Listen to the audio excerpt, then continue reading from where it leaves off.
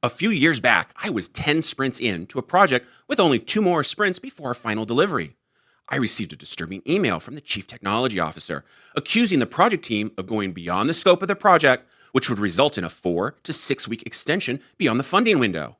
In the email, the CTO claimed that one of the developers had given him this information directly. My project, my team, and my reputation was at stake of being sabotaged by a disgruntled employee. What would you have done next?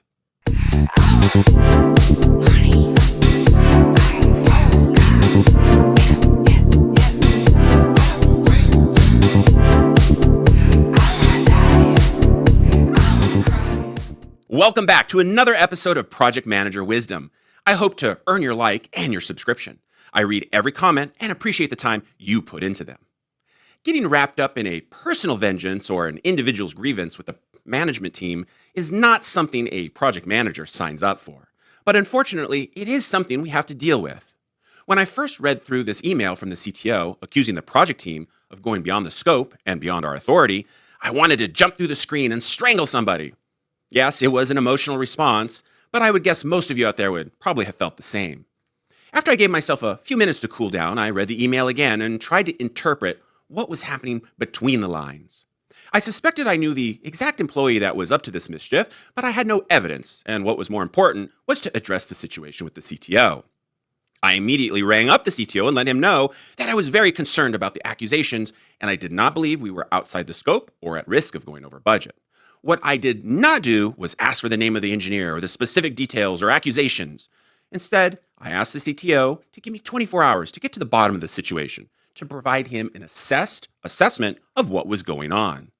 That same morning, we held the daily stand-up meeting, but I decided to run the meeting a little differently, and I let the team know at the start of the call that we would change the format for today only. Instead of asking everyone the standard questions about status and impediments and work activity, I asked them the following questions. Do you think that the work you've been assigned to the remaining scope of this project is achievable in the next 2 sprints? And if not, what can we do to mitigate that risk and address those issues now? As I had suspected, all but one of the engineers responded that the scope was achievable and that the deadline was maintainable. The one engineer I did suspect that had a history of grievances with management, and his response was very interesting.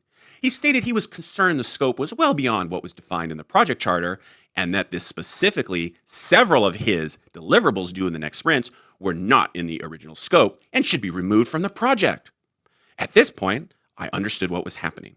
This engineer had fallen behind on his deliverables, which were in the original scope of the project, and in an attempt to save himself, he was committing a little subterfuge to try and focus leadership's attention on the project and create an excuse for his inability to deliver on time.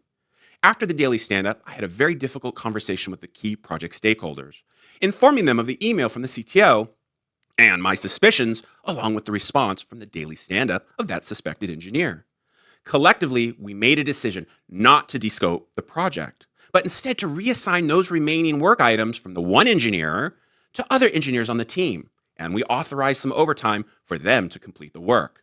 The project had adequate budget contingency to cover the overtime, and we delivered all of the scoped items on the last deliverable on time. See, the choice here was either to confront this individual and have a nasty battle, but with the tools that we had set in place to manage risks and issues encountered by the project, which included paying overtime to team members, we were able to avoid the delay with the delinquent engineer. Is this what you would have done in the same situation? Leave me a comment and tell me your thoughts. And for more project manager wisdom, subscribe and follow. Check out previous episodes and get project management tools at howtoprojectmanage.com.